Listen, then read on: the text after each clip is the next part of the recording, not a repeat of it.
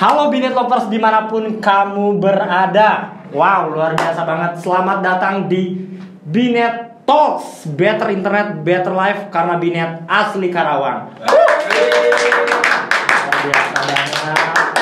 Spesial banget, istimewa banget di episode pertama ini. Episode perdana nih Binet Talks tayang ya. Karena Binet Talks akan selalu dibawakan oleh host paling fenomenal, host terbaik di Kabupaten Karawang. Siapa lagi kalau bukan Aldi Depeng. Bayaran. Luar biasa kalian. Oke, baik. Episode spesial ini saya nggak sendiri karena ada gue star yang luar biasa, yaitu CEO sekaligus founder Binet asli Karawang. Siapa lagi? Langsung aja, tidak usah banyak berkata-kata, langsung aja kita sambut. Please welcome one and only Bapak Roberto Gustinov.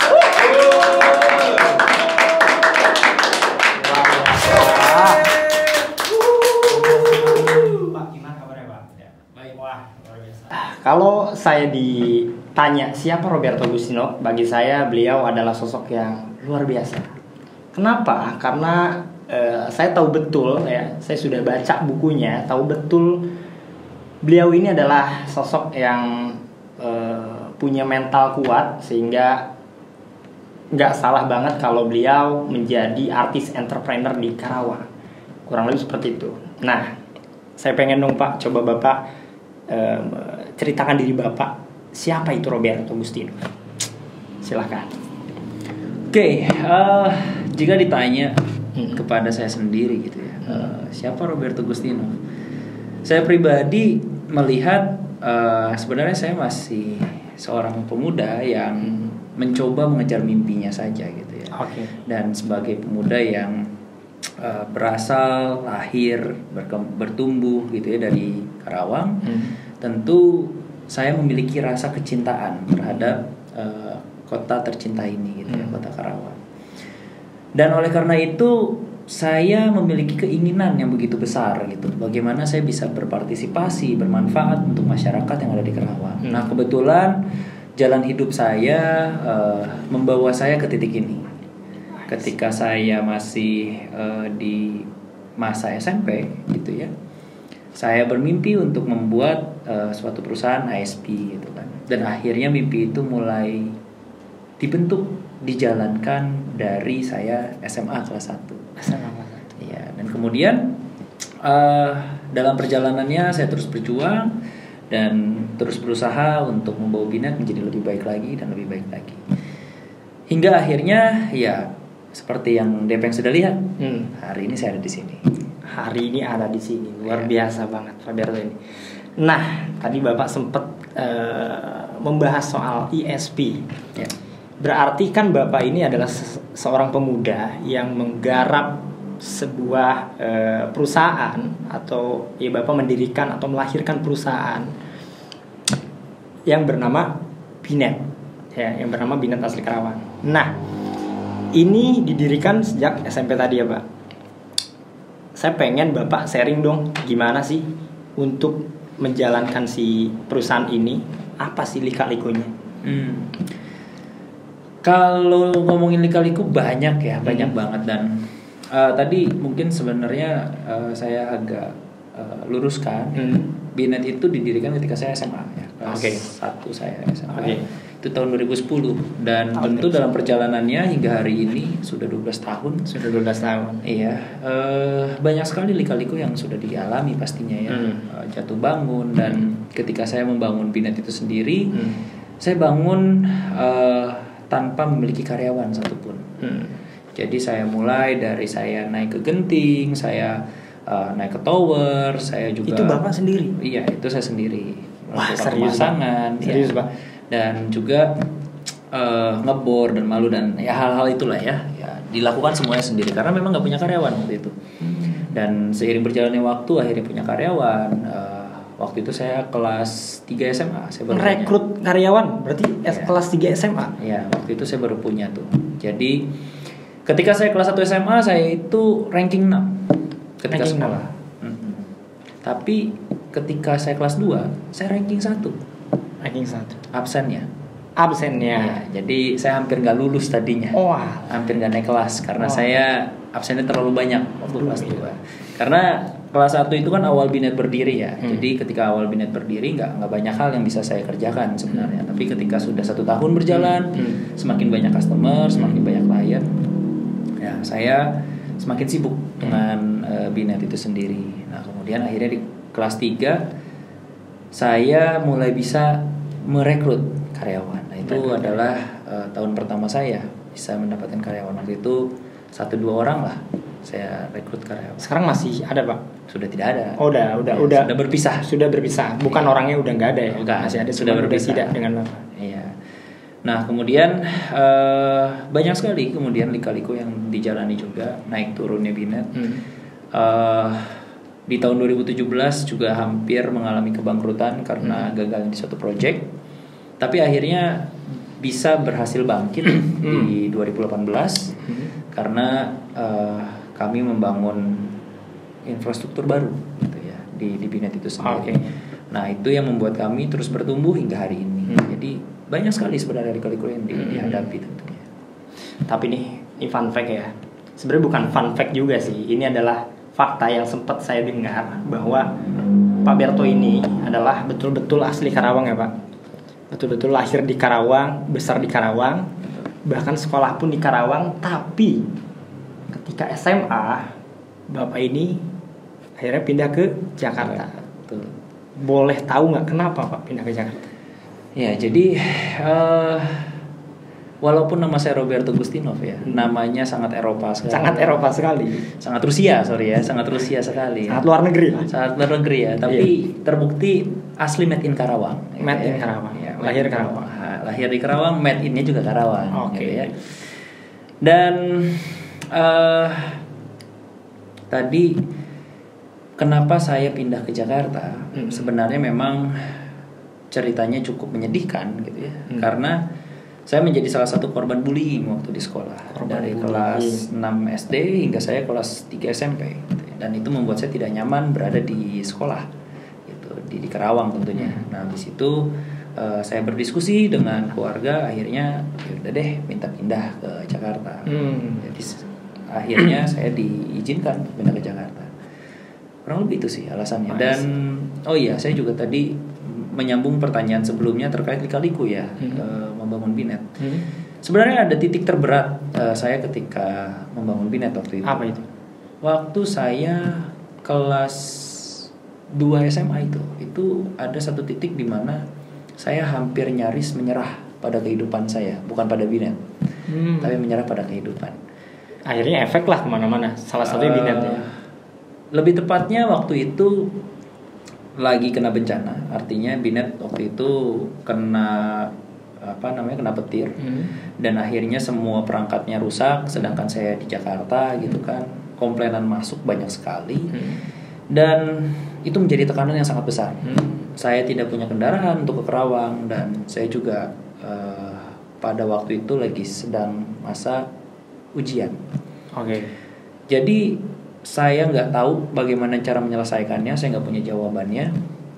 Saya merasa jatuh, kayak semuanya udah, wah gila, udah berat banget deh buat gue gitu, udah nggak sanggup lagi gitu buat jalaninnya gimana.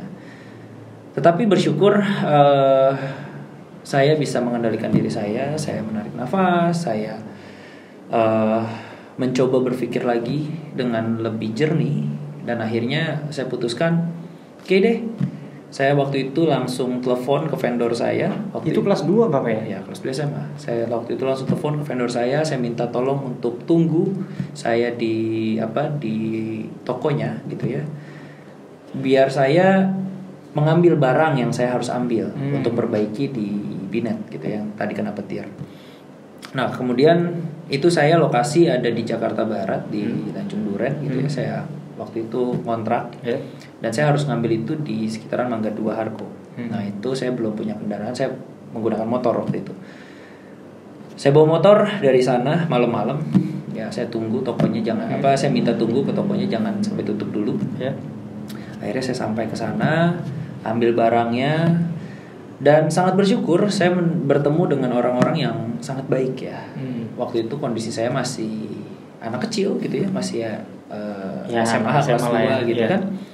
Tapi dia bisa percaya tanpa minta jaminan apapun, barangnya diberikan ke saya tanpa ada uang di situ. Jadi saya diberikan barangnya, saya bawa langsung lagi ke kontrakan saya pakai motor dan hujan-hujanan waktu itu. Kebetulan mulai gerimis. Dan waktu itu belum ada Gmaps ya, jadi saya kebingungan sekali. Saya hampir nyasar gitu ya.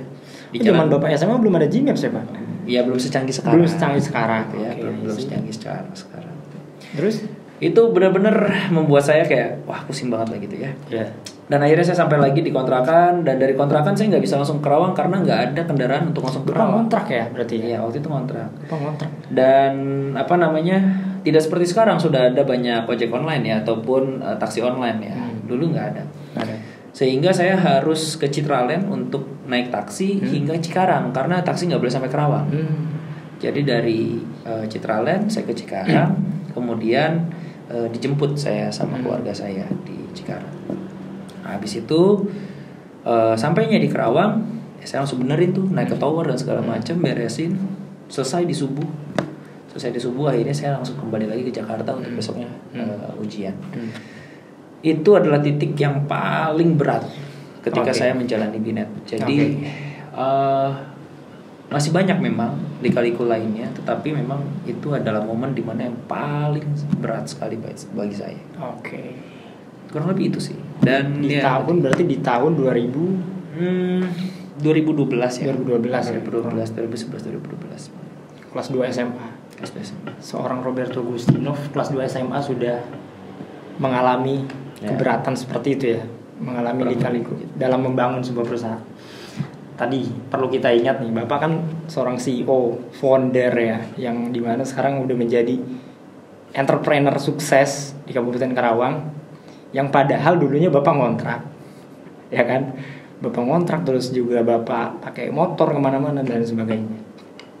Nah, ada nggak Pak tips supaya Bapak tetap bisa percaya diri untuk membangun perusahaan itu? Apa sih Pak? Kuncinya apa sih? Sehingga Bapak yang tadinya dari nol nih, terus bisa membangun BINET seperti sekarang. Iya, memang untuk kita bisa terus menjaga kepercayaan diri ya, yaitu dengan tetap percaya pada mimpi kita. Bahwa mimpi itu adalah yang ingin kita capai. Jadi apapun yang ada di diri kita saat ini gitu ya, itu tidak menjadi penting. Tetapi apa yang ingin kita kejar, apa yang kita ingin dapatkan, itulah yang penting. Jadi apapun bentuknya saya hari ini, apapun yang saya kurang hari ini, yang paling penting adalah bagaimana saya bisa mengejarnya. Jadi kita tidak fokus apa yang kita kurang, tapi kita fokus pada apa yang kita harus lakukan. Jadi kalau dibilang saya percaya diri ataupun saya sudah sukses, jujur saya berbicara, saya belum merasakan sukses. Buat saya, suksesnya saya belum pada tahap yang saya puas. Standar sukses Bapak itu sebetulnya belum ya? Berbeda ya. Karena setiap orang kan punya standarnya masing-masing. Betul. Jadi buat saya sendiri, saya belum mencapai tahap itu. Masih banyak tahap yang ingin saya capai gitu ya. Dan masih banyak sekali juga kekurangan yang saya miliki. Sehingga ya tadi lagi yang saya sampaikan, fokus saya bukan pada kekurangan ya, tetapi apa yang saya harus lakukan dan apa yang saya harus kejar untuk bisa mencapai tujuan Bapak itu. Betul, lebih seperti itu. Dan berarti standar sukses Bapak tuh gimana Pak? Seberapa? Gimana? Standar suksesnya saya ketika memang saya benar-benar sudah bisa bermanfaat untuk banyak orang, sesuai dengan visinya BINET, bahwa kita ingin bermanfaat bagi kehidupan masyarakat melalui transformasi digital. Karena memang saya dididik di keluarga yang peduli gitu terhadap sesama. Saya dididik oleh keluarga saya untuk bersosial dengan baik, sehingga itu tumbuh di diri saya. Dan buat saya, selama saya belum bisa bermanfaat secara banyak kepada orang banyak, saya masih belum merasakan kepuasan atas kesuksesan saya sendiri. Jadi itu kepuasan yang saya cari, bahwa bagaimana BINET dalam hal ini menjadi kendaraan saya untuk bisa bermanfaat bagi masyarakat.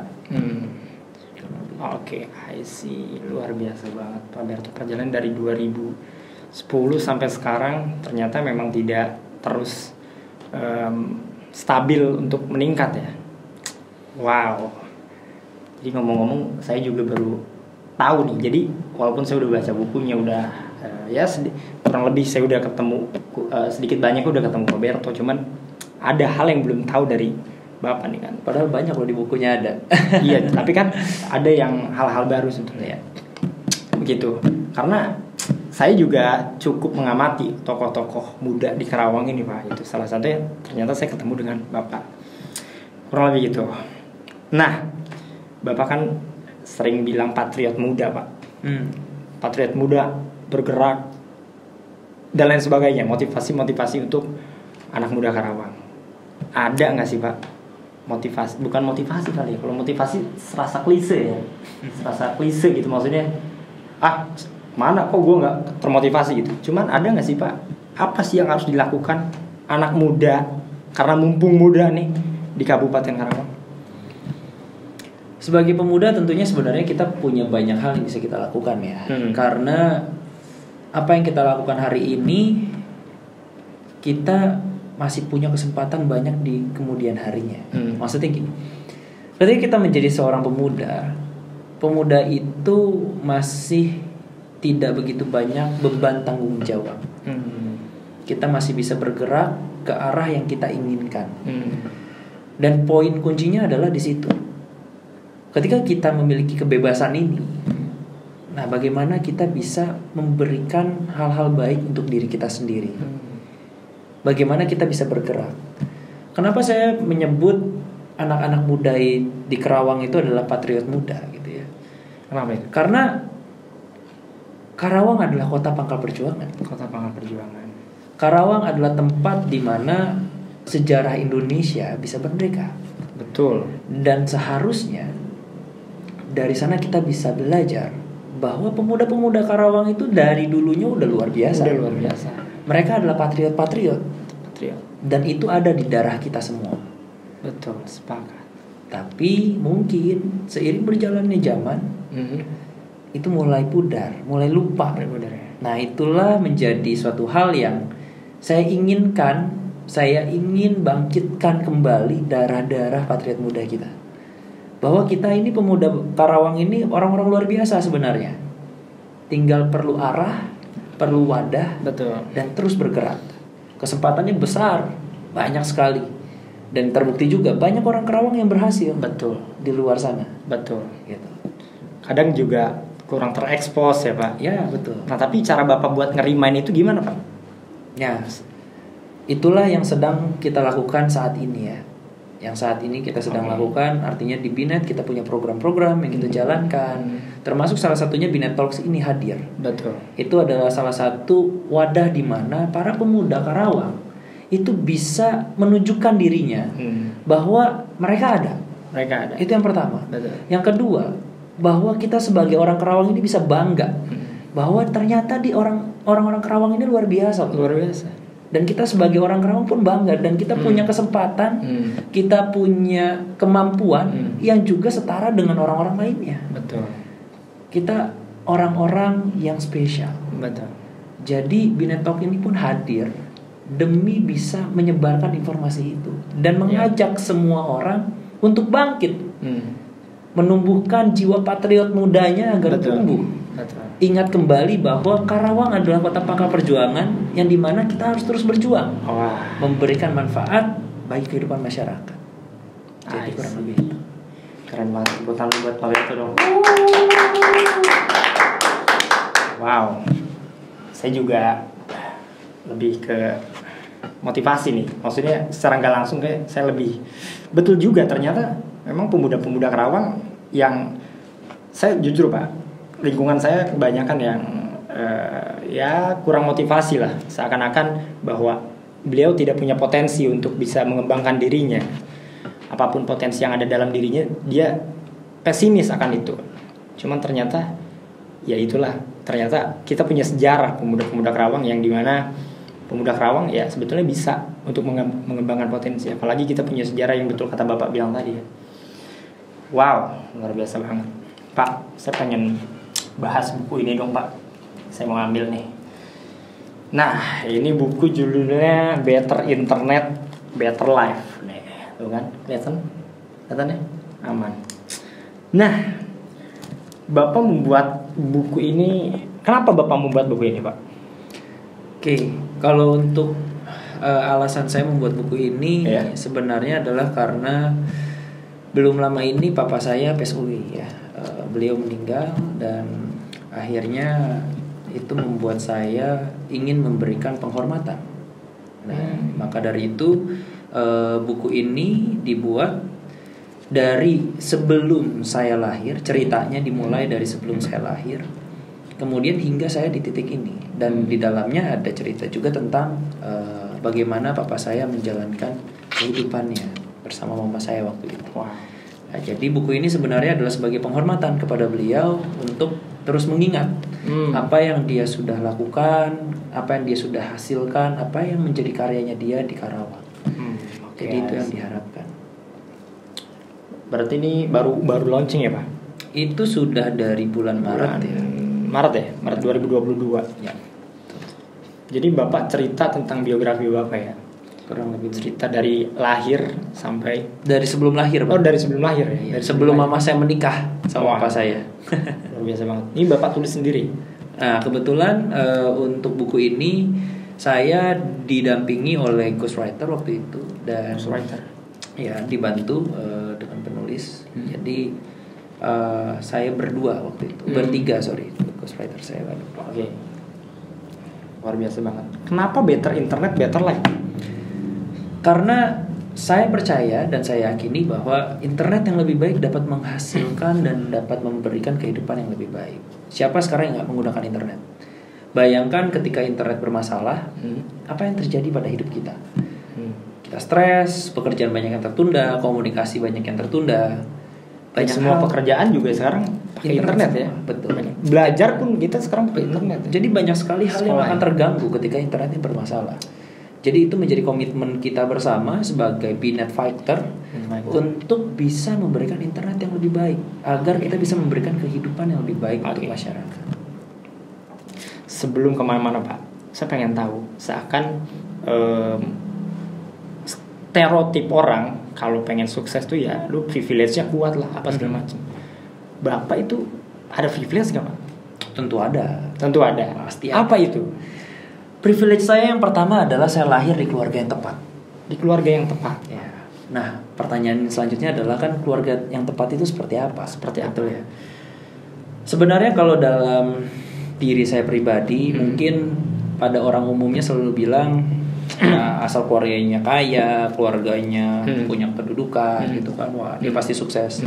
Buat saya bukan itu yang utama. Tapi bagaimana saya dididik di keluarga itulah menjadi modal utama saya. Bagaimana saya terbentuk, bagaimana mental saya menjadi kayak sekarang, itu karena hasil daripada didikan keluarga saya tentunya. Dan itu yang menjadi privilege utama saya. Tentu yang berikutnya adalah dukungan dari orang-orang terdekat, dukungan dari orang-orang yang memang mendukung kita sepenuh hati. Itu adalah privilege yang luar biasa. Termasuk kesempatan saya bisa sekolah, termasuk kesempatan saya bisa mencoba untuk berusaha. Itu adalah privilege yang kita bisa akui ya. Tapi pada prinsipnya, apakah kesuksesan harus memiliki privilege? Jawabannya tidak selalu. Tidak selalu. Kenapa tidak selalu? Karena privilege orang itu sebenarnya setiap orang punya privilege-nya sendiri-sendiri. I see. Ketika kita bicara, oh saya nggak punya privilege, tapi dia bisa kuliah, itu aja sudah privilege. Bisa kuliah itu sudah privilege, di mana orang lain banyak yang tidak punya kesempatan itu. Ya kan? Jadi penting nggak sebenarnya privilege? Jika ada, manfaatkan sebaik mungkin. Jika tidak ada, tandanya kita harus berjuang lebih keras saja. Tapi bukan berarti tidak ada kesempatan kita untuk berhasil. Tapi menurut Bapak setiap orang sebetulnya punya privilege kan Pak? Pasti ya. Pasti. Doa pun dari orang tua itu privilege. Dari teman-teman terdekat supporting itu kan privilege ya. Karena tidak semua orang bisa mendapatkan itu kan. Betul. Iya. Jadi tidak bisa dibilang oh dia sukses karena punya privilege loh. Kita juga punya kok sebenarnya, gitu kan. Dan jangan jadikan alasan itu untuk kita menyerah pada kehidupan ini. Artinya menyerah pada mimpi kita. Padahal kita masih punya banyak kesempatan, kita masih punya banyak peluang untuk yang bisa kita kejar gitu. Betul banget. Karena bicara privilege juga kan hal yang paling sederhana juga sebetulnya bisa dimanfaatkan kalau kita bisa mengembangkannya. Saya ingat banget kata-kata Pak Berto saat itu ngisi seminar nih. Saya ada kan, saya di situ Pak ngeliat Bapak. Ya kan kita bareng berangkat juga, berangkat bareng juga gitu. Enggak bareng sih, maksudnya di satu acara itu saya ada kan. Bapak bilang privilege itu bonus. Privilege itu adalah bonus, ya kan. Percuma kalau ada orang punya privilege lebih dibanding orang lain, tapi kalau orangnya itu tidak bisa mengembangkannya, ya nggak bisa jadi nothing ya. Betul. Contoh lah, berapa banyak sih orang-orang yang dengan backgroundnya luar biasa, hebat, kaya raya gitu ya, tapi anaknya gagal. Banyak sekali. Berapa banyak orang yang keluarganya biasa-biasa saja, anaknya sukses luar biasa. Banyak juga. Jadi kalau orang bilang privilege adalah yang utama, kok bisa terjadi hal seperti itu? Bahkan ya mungkin di seminar itu, saya lupa di seminar yang mana, tapi salah satu yang saya selalu sampaikan adalah kadang ketika orang melihat menjadi anak orang yang berada, ya kita nggak ngomong orang kaya deh, orang yang berada dengan yang kurang gitu ya, lebih enak menjadi orang yang berada. Kalau secara kasat mata betul. Secara yang berada itu maksudnya berada itu ekonomi ya? Ekonomi, kita bicara ekonomi. Kalau secara kasat mata betul.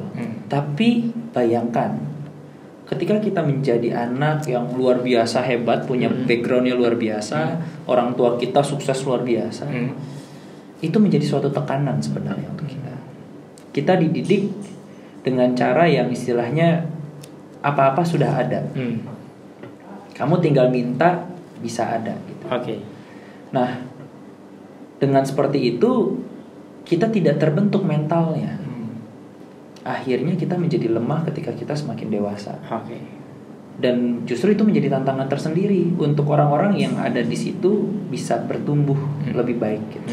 Sedangkan beda ceritanya kalau kita bicara orang-orang yang dalam kondisi kurang berada. Mereka diajarkan untuk terus berjuang. Mereka terbiasa untuk berjuang. Mereka terbiasa dengan kekurangan sehingga mereka bisa memanfaatkan kekurangan mereka untuk menjadi lebih baik. Mereka dibentuk seperti itu, dan itu adalah privilege, dan itu yang saya dapatkan juga salah satunya. Saya berasal dari keluarga yang tadinya juga tidak berada. Kalau di buku itu lebih jelas, banyak saya sudah ceritakan gitu ya. Sehingga mental yang terbentuk seperti ini saat ini. Karena kalau saya dimanja sepertinya saya nggak akan seperti ini. Jadi kurang lebih seperti itu. Jadi keluarga yang tepat itu yang Bapak maksud adalah ketika keluarga Bapak itu support dan mendidik Bapak, gimana caranya mendidik Bapak hingga bisa sampai sekarang ini ya. Itu tuh privilege utama saya. Itu privilege utamanya ya. Luar biasa banget. Pak, jadi kalau mau dapetin buku ini, kita bisa dapetin di mana, Pak? Buku ini sudah tersedia online bisa saya dicek di Tokopedia, di Shopee, ataupun di Instagram, dan bisa langsung hubungi Binet juga. Nah itu dia, jadi buat para Binet lovers dimanapun kamu berada nih, bisa dapetin buku ini di Tokopedia juga ada, bahkan langsung bisa kontak nih di sini, ntar kita cantumin ya di bawah ini ya, langsung hubungi dan bisa kita dapetin buku ini. Kalau yang pengen tahu kisah Bapak lebih lanjut itu seperti apa ya. Pak, kira-kira ada pesan dan kesan gak buat para Binet lovers dimanapun mereka berada nih? Sebagai pemuda, kita ditantang untuk terus berkarya. Kita punya kesempatan, tinggal soal kita mau bergerak atau enggak. Itu aja. Luar biasa banget. Nah, kalian Binet lovers bisa menilai gimana sih dan seberapa hebat Bapak Roberto Agustinov ini. Dan kali ini Pak, ya ini ada sesi spesial dari Binet Talks, adalah sesi permainan. Kita bilangnya permainan ya, permainan. Jadi biar relax dulu, biar santai dulu ya. Saya punya satu pakar tuh Pak. Bapak siap nggak Pak? Ya. Siap ya. Oke. Jadi saya punya satu pakar tuh di sini yang beda-beda. Ya Pak. Oke, bisa dilihat ya. Ini beda-beda. Ini saya kocok dulu Pak. Nah. Tuh. Ini di acara-acara lain nggak ada nih, ya kan, ngobrol talk segini tapi nggak ada permainan gini. Ini kita adain spesial buat Binet Pak. Dan kartu ini saya pengen Bapak pilih 3 dengan cara bilang stop di mana aja. Siapa? Ya, stop. Di sini 1 ya. Coba Bapak bilang stop lagi. Stop. Di sini yakin? Ya. 2. Bilang stop lagi. Stop. Yakin? Oke. 3. Jadi Pak Berto ini pilih 3 kartu dengan bilang stop di mana aja, bebas, random. Jadi kalau Bapak bilang stop di sini nanti Bapak dapat 8 keriting, bilang stop di sini Bapak dapat joker, jadi beda-beda dan random ya, Pak. Oke. Dari 52 kartu, dalam satu pak kartu kan ada 52 pak kartu. 52 kartu, 52 lembar kartu, dan sekarang Bapak pilih 3 kartu. Ya kan? Ini luar biasa. Karena Bapak itu adalah asli Karawang, yang dimana sekarang kota Karawang itu sedang merayakan hari ulang tahunnya. Yang berapa Pak? 389. Makanya tuh saya lihat nih Binet punya promo sebesar 38.900 rupiah untuk biaya registrasinya. Luar biasa banget. Dan ternyata dalam permainan ini ketika Bapak memilih 3 kartu ini, kita kan belum tahu nih, ya kan? Bapak belum tahu kan? Saya juga belum tahu nih kartunya apa. Kalau Bapak memang betul asli Karawang, made in Karawang, walaupun namanya Roberto Gustinov, ya, langsung aja Pak. Ini saya pengen Bapak yang pegang sendiri. Mohon maaf Pak, ya. Bapak pegang sendiri. Ya. Nah itu, oke. Terus kalau Bapak memang asli Karawang dan made in Karawang, harusnya Bapak punya chemistry dengan Karawang, ya kan? Karawang keberapa tahun Pak? 389. Ya. Bapak cinta Karawang? Cinta banget. Cinta Karawang, ya. Oke. Langsung aja, nanti saya hitung dari 1 sampai 2000. Nanti Bapak buka ya. Kebanyakan 2000 ya. 1 sampai 3 aja. Nanti saya hitung dari 1 sampai 3. Dalam hitungan ketiga Bapak buka kartunya dan liatin ke semuanya. Oke, siapa? 1, 2, 3. Kita lihat apa itu Pak? Wah, kebalik Peng, ternyata Peng, 3-nya Peng. Kebalik ya? Nah, gitu Peng. Gini ya? Iya benar Peng, 389. Apa itu Pak? Benar Pak. 389. Betul ya? Karena Karawang ulang tahun ke 389, akhirnya betul-betul Bapak Berto memilih kartu 389. Tadi ketika saya tanya, Bapak cinta Karawang? Cinta Peng. Lambangnya apa kalau cinta Pak? Lope Peng. Lope. Oh, bener Peng. Wah, lope semua. Lope semua kan? Luar biasa banget. Cukup memukau kan Pak? Ya. Lumayan lah ya. Lumayan. Keren. Pak Berto, terima kasih banyak sekali lagi. Semoga terus semangat. Thank you. Terus berjuang untuk Karawang, khususnya umumnya untuk kebaikan masyarakat pada umumnya. Terima kasih banyak sekali lagi buat Binet Lovers dimanapun kamu berada juga. Jangan lupa ikutin terus Binet Talks yang tentu ada di channel Binet ya. Jangan lupa like, comment, and subscribe, dan share sebanyak-banyaknya ke teman kamu, ke keluarga, dan semuanya lah. Oke, langsung aja saya tutup. Terima kasih banyak sekali lagi Pak Berto. Terima kasih banyak semuanya. Mohon maaf apabila ada salah-salah kata. Saya Aldi Depeng beserta Gwester, Bapak Roberto Gustinov, pamit undur diri, and see you next time.